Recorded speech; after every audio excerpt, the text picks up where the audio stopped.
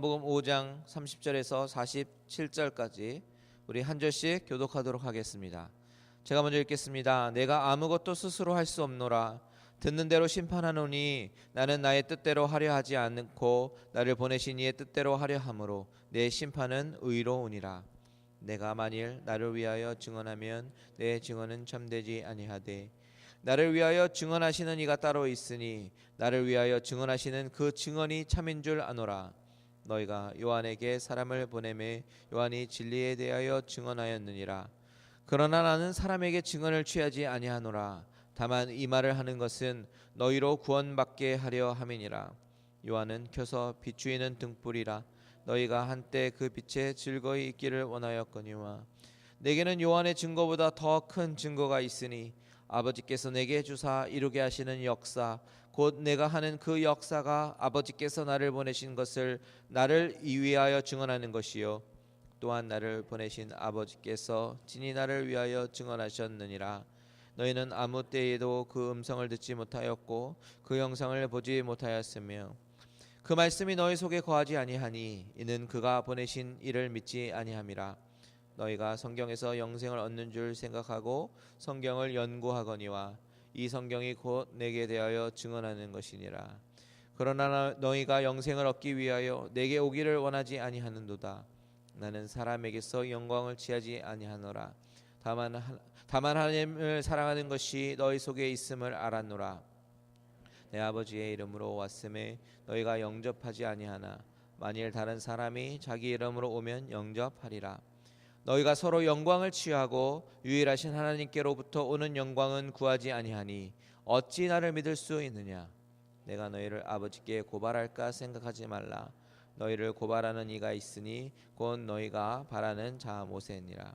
모세를 믿었더라면 또 나를 믿었으리니 이는 그가 내게 대하여 기록하였음이라. 그러나 그의 글도 믿지 아니하거든 어찌 내 말을 믿겠느냐 하시니라. 아멘. 잠시 기도하시겠습니다. 하나님, 이 시간에 증거라는 제목으로 말씀을 나누려고 합니다.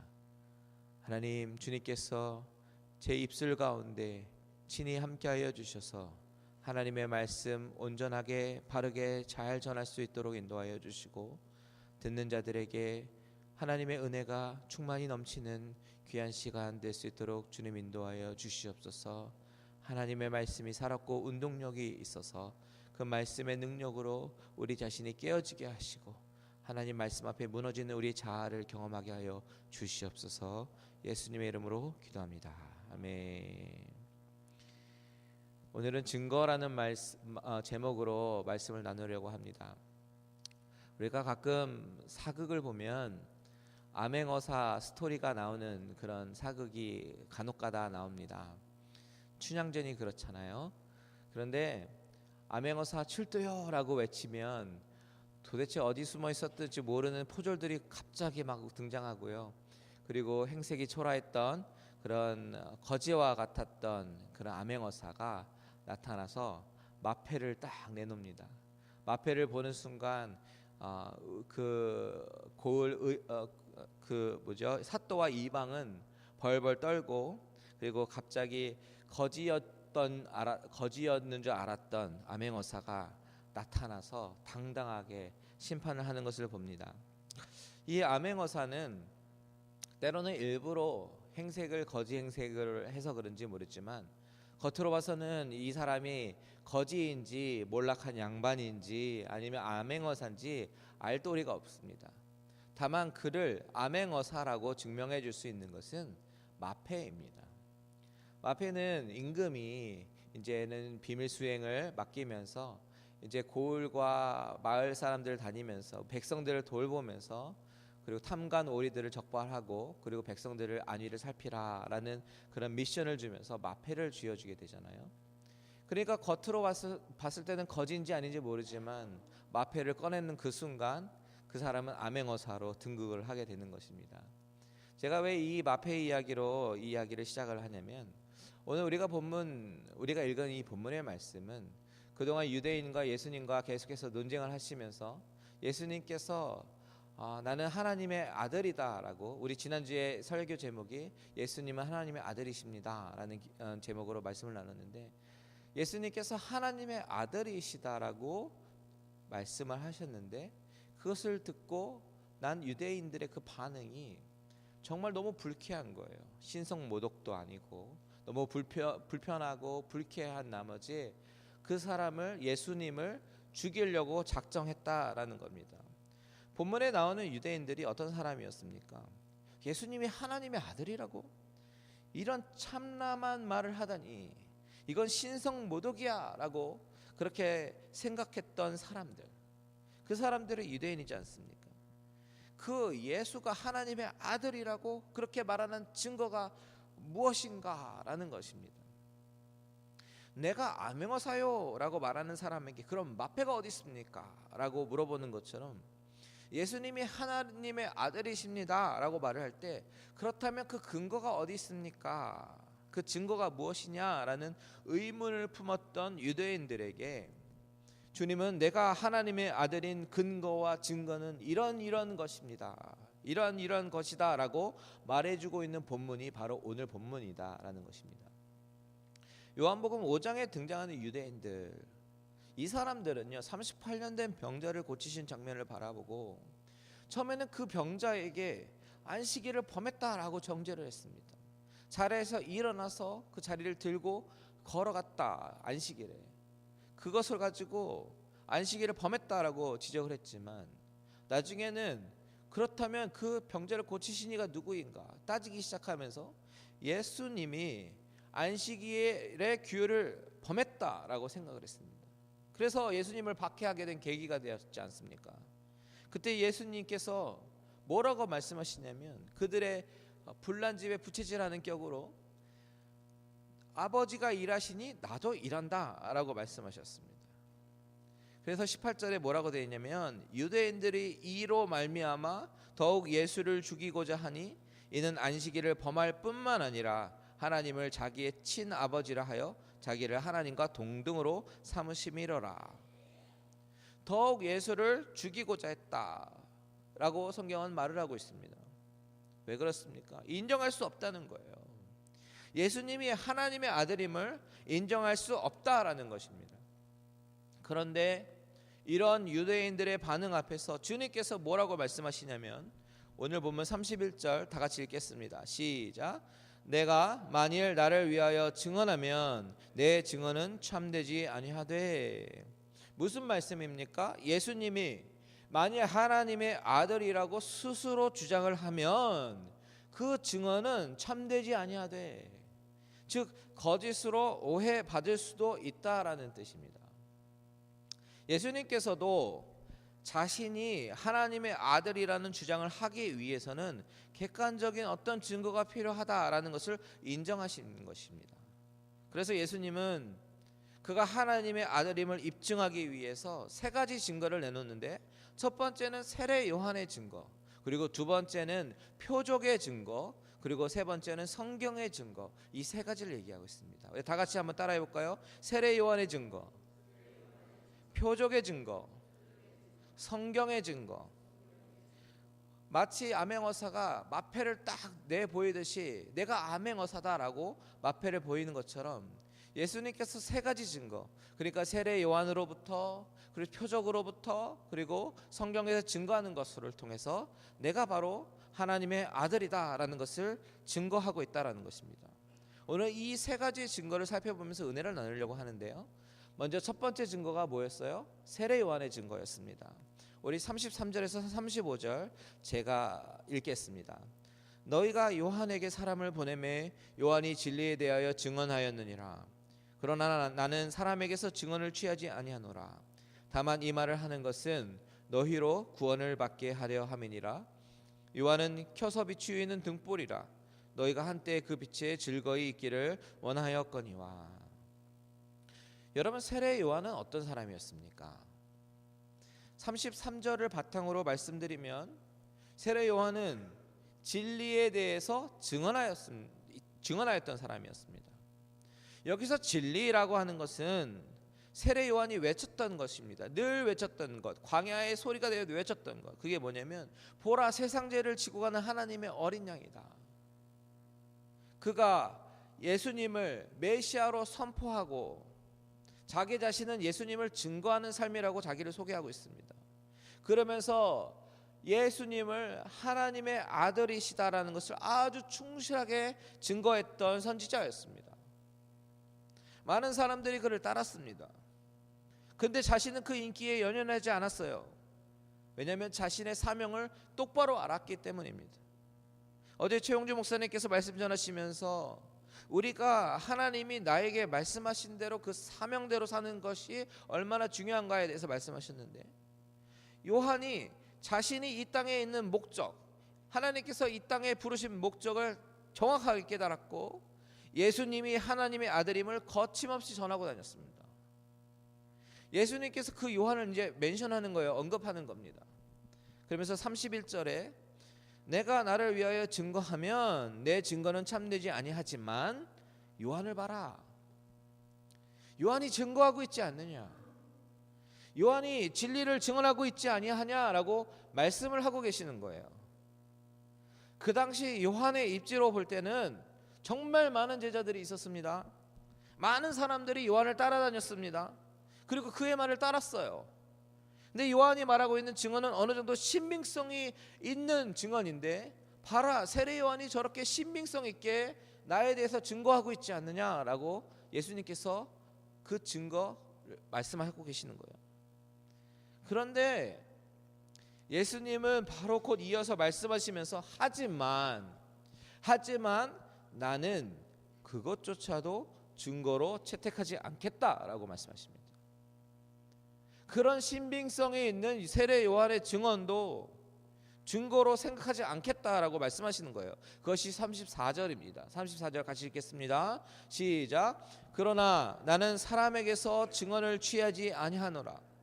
다만 이 말을 하는 것은 너희로 구원을 받게 하려 함이니라.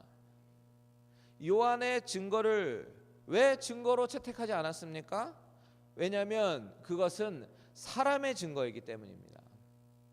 그러면 애초부터 사람의 증언이기 때문에 증거로 채택하지 않았을 것이면 왜 요한의 증거를 보라라고 말씀하셨겠습니까? 바로 그 이후에 나오는 후반절에 보니까 이 말을 하는 것은 너희로 구원을 받게 하려 함이니라. 하나님께서 이렇게 세례 요한을 통해서 증거하시는 목적이 있다면 그것은 오직 그 증거로 인해서 구원을 얻게 하려는 것인데, 요한의 말을 듣고 구원받으라 라는 것입니다. 그러면서 35절에 같이 읽겠습니다. 시작. 요한은 켜서 비추이는 등불이라 너희가 한때 그 빛에 즐거이 있기를 원하였거니와. 요한은 켜서 비추는 등불이라고 얘기합니다. 요한이 빛 자체는 아니었지만 그 빛을 받아서 비추는 등불이었습니다. 많은 사람들은 잠시 그 빛에 즐기기를 원했습니다. 즐거이 있기를 원했습니다.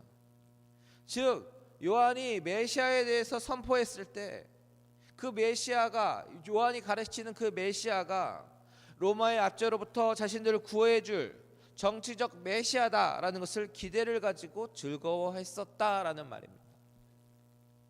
근데 그것은 잠시였어요. 35절에 보면 한때라는 말을 주목해 보십시오. 한때라는 말이 의미하는 것은 우리의 믿음은 한때의 신앙이 되어서는 안 된다라는 것을 의미하는 것입니다.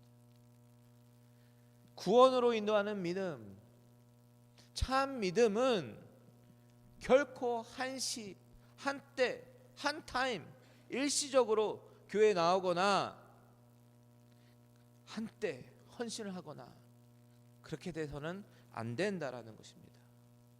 여러분, 진짜 믿음은, 구원으로 인도하는 믿음은 잠깐의 믿음이 아니라 꾸준히 인내하는 믿음이라고 성경은 계속해서 가르치고 있지 않습니까? 오늘 본문 35절에서도 이런 믿음은 참된 믿음이 아니다 라는 것을 보여줍니다.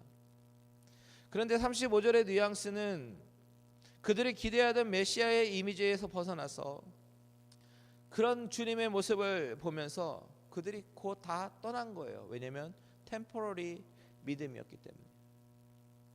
그게 35절에 한때 그 빛에 즐거이 있기를 원하였거니와 라는 구절의 뜻입니다.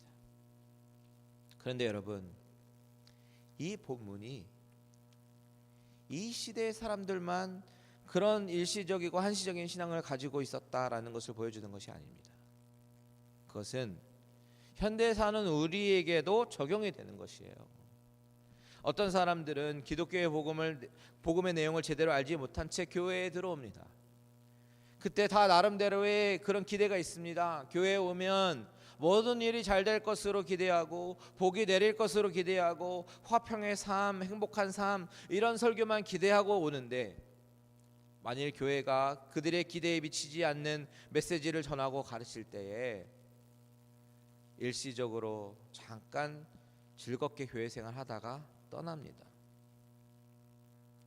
그런데 기독교의 복음이 우리 자신이 죄인이다라는 사실을 고발하고 자기 영광이 아니라 자기 부인을 이야기하고 높아짐이 아니라 십자가 짐에 그 중점을 두고 있다는 사실을 발견하게 되면 그들의 익스펙테이션에 벗어나서 그들은 더 이상 교회에 머물기를 원하지 않거나 자기의 기분을 좋게 해줄 수 있는 메시지를 찾아다니게 되는 것입니다. 그러나 주님은 그것이 참된 믿음이 아니다라고 여기서 말씀하고 계시는 거예요. 여러분, 우리는 어떻습니까? 여러분은 원하는 메시지를 찾고 계십니까? 아니면 하나님께서 주시는 메시지를 듣기를 원하십니까? 이것이 관건입니다. 그것은 2000년 전이나 지금이나 동일한 거예요. 주님께서는 요한의 증거가 아버지께로서 온 증거이다라고 말씀하지만 이보다 더 큰 증거로 두 번째 증거를 말씀하십니다. 그러면 이보다 더 큰 증거라는 것이 무엇일까요? 두 번째 증거, 더 큰 증거는 바로 오늘 본문에서 말하는 역사라는 것입니다. 표적이라는 것입니다. 여기서 말하는 역사는 the history를 이야기하지 않고 the work를 이야기합니다. 자, 36절 읽겠습니다. 시작. 내게는 요한의 증거보다 더 큰 증거가 있으니 아버지께서 내게 주사 이루게 하시는 역사, 곧 내가 하는 그 역사가 아버지께서 나를 보내신 것을 나를 위하여 증언하는 것이요. 여기서 말하는 역사라는 것은 예수님께서 이 세상에 계실 때 많은 표적을 행하셨던 그 표적과 이사를 가르칩니다. 요한이 요한복음 가장 맨 마지막에 뭐라고 말했냐면 21장 25절에 이런 얘기를 했습니다. 우리 같이 한번 읽어볼까요? 시작. 예수께서 행하신 일이 이 외에도 많으니 만일 낱낱이 기록된다면 이 세상이라도 이 기록된 책을 두기에 부족할 줄 아노라. 예수님의 행하심을 낱낱이 책에 기록한다면 이 세상에 그 책을 쌓아둘 자리가 부족할 것이라고 말했어요. 표적은 그 자체가 하나의 상징입니다. 무엇을 상징합니까? 그 상징하는 실제가 뭐냐면 바로 예수 그리스도가 하나님이 보내신 독생자라는 것을 상징하는 것입니다. 다시 말하면 예수 그리스도가 하나님의 아들 되심을 보여주고 증명하는 역할을 하는 것이 바로 표적이다라는 것입니다. 주님은 첫 표적으로 물로 포도주를 만드셨습니다. 그 표적을 통해서 참된 기쁨을 가져다 주는 것이 메시아 사역의 본질임을 선포하셨습니다. 왕의 시다 아들을 고쳐주셨어요.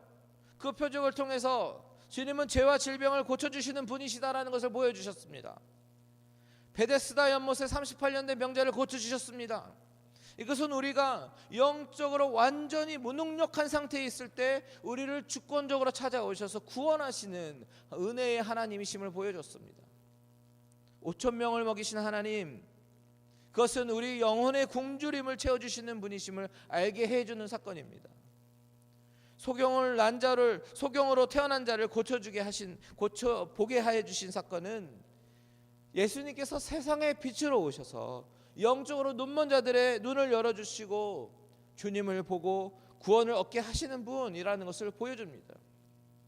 그리고 죽은 나사로를 살리심으로 부활하신 주님께서 결국 죄의 결과인 죽음을 이기실 것이다라는 것을 보여주시는 것입니다.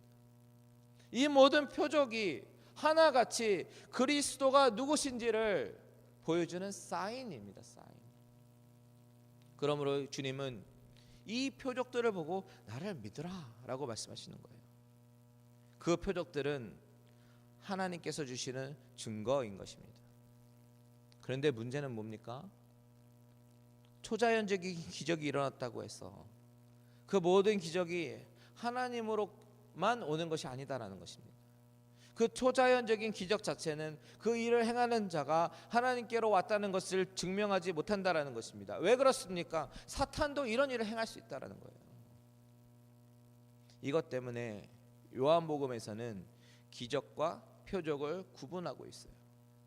표적이라는 단어를 쓴 헬라어 단어 세메이온이라는 단어는 주님이 누구신지 그 본질에 대해서 가르쳐주고 있습니다. 기적이 반드시 믿음을 자동적으로 가져오지 않아요. 그러나 주님께서 표적을 주시는 것은 우리의 믿음을 위해서 주시는 것입니다. 표적을 하나님께서 주시는 것으로 분별하고 받아들일 때 우리의 믿음은 강화되는 것이에요. 이런 점에서 36절에서 말하고 있는 아버지께서 내게 주사 이루게 하시는 역사를 아버지의 증거로 제시하고 있는 것입니다. 그렇다면 이것보다 더 최종적이고 가장 확실한 증거는 없는 걸까요? 있습니다. 바로 본문에서 말하는 세 번째 증거인 하나님의 말씀인 성경입니다. 37절 초반절 보십시오. 또한 나를 보내신 아버지께서 친히 나를 위하여 증언하셨느니라. 하나님께서 어떻게 증거하시는 것입니까? 우리 39절 다 같이 읽겠습니다. 시작. 너희가 성경에서 영생을 얻는 줄 생각하고 성경을 연구하거니와 이 성경이 곧 내게 대하여 증언하는 것이니라. 하나님은 예수님이 자기의 아들임을 입증하는 세 번째 증거로서 성경이 내게 대하여 증언하는 것이니라 라고 말을 합니다. 여기서 말하는 성경이라는 것은 구약 성경을 이야기하는 거겠죠. 그런데 이상한 거는 우리가 구약 성경을 아무리 봐도 창세기에서부터 말라기까지 아무리 읽어도 예수라는 이름을 발견할 수 있습니까? 없습니까? 없어요. 우리가 성경을 열심히 읽어도 하나님께서 예수님을 자기 아들로 증거하시는 말씀을 찾는 일이 결코 쉽지 않습니다. 레위기를 읽으면서 십자가에 못 박히신 예수님을 만난다는 것 쉽지 않습니다. 사사기를 읽으면서 그 많은 이야기들 예수님과 무슨 관계가 있는지 이해가 잘 안 되는 것이 사실입니다. 이 본문에서 주님께서 말하고 있는 이 대상 유대인들은 더더욱 그랬을 거예요. 그 사람들 율법, 구약 정통한 사람들이잖아요. 그렇기 때문에 그런 구약 성경에서 예수님을 찾기란 더 어려웠을 것입니다. 그래서 주님이 이렇게 말씀하실 때에 이 말씀을 듣던 유대인들은 언제 하나님께서 저 사람을 위해서 증거하셨단 말인가 그렇게 생각했을 것입니다. 그래서 주님은 37절 후반부에 너희는 아무 때에도 그 음성을 듣지 못하였고 그 형상을 보지 못하였으며 라고 말씀하시는 것입니다. 그런데 여러분, 하나님은 분명히 말씀하시는 분이십니다. 그것이 모세를 통해서 주신 율법을 통해서 말씀하고 계셨고 선지자들을 통해서 주신 선지서들을 통해서 말씀하셨습니다. 다만 그 말씀이 그들 속에 거하지 않았던 것입니다. 우리 38절 같이 읽겠습니다. 시작. 그 말씀이 너희 속에 거하지 아니하니 이는 그가 보내신 이를 믿지 아니함이니라. 보내신 자를 믿지 않기 때문에 그들 속에 하나님의 말씀이 거하지 않는다라는 것이에요. 주님의 말씀의 핵심은 예수님을 믿고 받아들이는 것과 예수님을 받아들이고 믿는 것과 하나님의 말씀인 성경을 믿는 것은 동일한 것이며 구분될 수 없다라고 말씀하고 계시는 것입니다. 여러분, 이 말씀이 오늘날 살아가는 우리에게 왜 중요한 걸까요? 오늘날 예수님을 믿지만 성경이 하나님의 말씀이라는 사실을 믿지 않는 사람들이 너무 많습니다.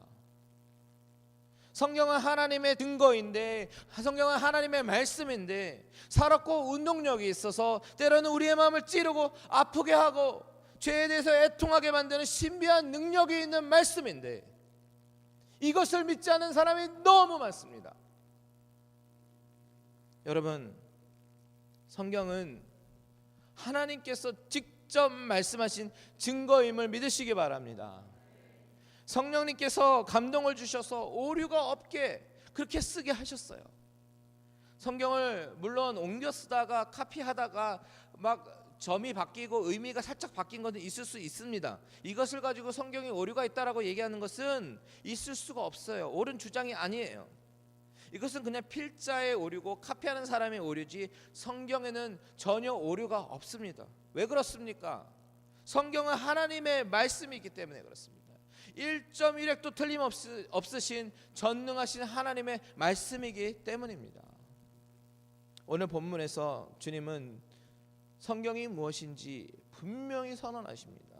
39절 다 같이 읽겠습니다. 시작. 너희가 성경에서 영생을 얻는 줄 생각하고 성경을 연구하거니와 이 성경이 곧 내게 대하여 증거하는 것이니라. 성경은, 특히 여기서 가르치는 구약 성경은 일관성 있게 그리스도 자신을 증거하고 있어요. 구약 성경은 단지 이스라엘 민족의 역사가 아닙니다. 성경은 오직 그리스도를 증거하고 가르치는 목적을 수행합니다. 이것을 간파한 마틴 루터가 이렇게 말씀했습니다. 모든 성경을 읽을 때 그리스도를 발견하지 못한다면 성경을 헛되게 읽는 것이라고 말했습니다. 사복음서를 볼 때에 우리의 시선과 관점이 신약 성경 속에 예수님께서 구약 성경의 은을 통해서 자신이 하나님의 아들인 것을 어떻게 증거하고 계시는가라는 그런 질문을 계속해서 보면서 보기 시작하면 구약 성경이 예수님을 증거하고 있다는 것을 어렵지 않게 발견할 수 있습니다.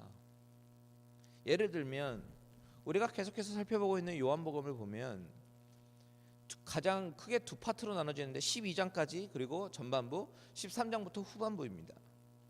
전반부에 보면 예수님이 하나님의 아들이심을 증거하는 표적 기사 중심으로 많은 스토리들이 나옵니다. 표적 기사가. 그런데 이 표적 기사들을 잘 보면요, 기록되었으되라는 말을 한 9번 정도 사용하고 있는데 이 기록되었으다라고 말할 때 그 기록이 어디의 기록이겠습니까? 구약 성경의 기록입니다. 구약 성경의 말씀을 인용하고 있는 거예요. 자, 13장 이후에 후반부를 보면 요한복음 후반부로 가면 한 8번 내지 10번 정도 반복하고 있는 어구가 있는데 그것은 뭐냐면 이루려 하심이니라 라는 어구입니다. 후반부에서 어떤 기사의 내용이 있습니까? 주로 예수님의 순환을 기록하고 있지 않습니까? 그 순환의 사건들을 모두 다 구약에 기록한 예언의 말씀이 성취되고 있다라는 것을 강조하기 위해서 이루려 하심이니라, 이 어구를 사용해서 강조하고 있는 것이에요. 이처럼 예수님은 구약 성경에 기록된 구절 하나하나를 통해서 자신이 하나님의 아들이심을 증거하는 말씀으로 보셨습니다. 시편도 잠언도 구약 역사서도 선지서도 다 예수 그리스도 한 분을 가리키기 위해서 쓰여진 하나님의 증거입니다. 이것보다 더 확실한 증거는 존재하지 않아요. 사랑하는 갈릴리 은혜교회 성도 여러분, 만일 여러분이 주님에 대해서 더더욱 알기를 원하신다면 이것은 기적 구하는 것처럼 그렇게 어려운 일이 아니에요. 누구든지 마음을 열고 하나님의 말씀을 읽으면 하나님의 아들 예수 그리스도를 만날 수 있어요. 그리고 여러분이 만일 성경을 통해서 예수 그리스도를 만나고 성경을 통해서 예수 그리스도를 알게 된다면 여러분들의 믿음 결코 흔들리지 않을 것입니다. 반석 위에, 아주 든든한 반석 위에 세워지는 믿음이 될 거예요. 여러분이 성경을 읽게 된다면 그리스도에 대한 여러분의 확신은 점점점 더 견고하게 세워지게 될 줄 믿습니다. 오늘 본문을 통해서 구약 성경이 다 그리스도를 증거하기 위한 목적으로 쓰여졌다면 신약 성경은 말할 것도 없잖아요. 이미 오신 그리스도와 그 구속사역의 모든 의미를 보다 분명하게 설명하고 증거해주고 있지 않습니까? 어떤 사람도 성경을 떠나서는 그리스도를 알 수도 없고 그리스도를 만날 수도 없고, 그렇게 그리스도를 알 수 없고 만날 수 없다라는 의미는 영생을 얻을 수 없다라는 의미입니다. 성경은 살아계신 하나님의 말씀인 줄 믿으시기 바랍니다. 여러분, 하나님의 음성 듣기 원하십니까? 하나님의 음성은 내 육체의 귀로 듣는 것이 아니라 마음의 귀, 영적인 귀로 듣는 것입니다. 그것은 성경을 통해서 들을 수 있는 것이에요. 여러분, 주님 만나기 원하십니까? 그렇다면 주님의 음성에 귀를 기울이시고 그가 여러분들 심령 가운데 뭐라고 말씀하시는지 들으십시오. 그러면 주님을 만나게 됩니다. 여러분이 예수 그리스도를 알아 영생을 얻고 여러분의 믿음이 견고하게 성장해 가기를 원하신다면 여러분이 선택할 수 있는 길은 하나밖에 없습니다. 그것은 성경을 열고 거기서 그리스도를 찾는 것입니다. 하나님이 친히 하시는 증거인 성경을 열고 성령님께서 여러분의 눈을 열어주실 때에 여러분은 말할 수 없이 견고한 믿음으로 성장해 나가는 것을 경험하게 될 것입니다. 말씀을 마무리하겠습니다. 우리 인생의 가장 큰 문제는 하나님께서 성경을 통해서 말씀하고 계시지만 우리가 듣지 못한다라는 것에 있습니다. 말씀 속에 주님의 음성을 듣기만 하면 그 말씀은 내 모든 근심 걱정 그냥 날려버릴 것입니다. 고통 속에서 십자가를 지고 찬송할 수 있는 사람으로 바뀔 것입니다. 왜냐하면 성경 말씀은 문자가 아닌 살아계신 주님의 음성이기 때문에 그렇습니다. 그 말씀이 하나님은 살아계시다라고 증거하고 계시고, 그 말씀이 하나님은 저와 여러분들을 사랑한다라고 증거하고 계시고, 그 말씀이 예수 그리스도를 통해서만이 영원히 참 기쁨과 행복을 누릴 수 있다라고 증거하고 계십니다.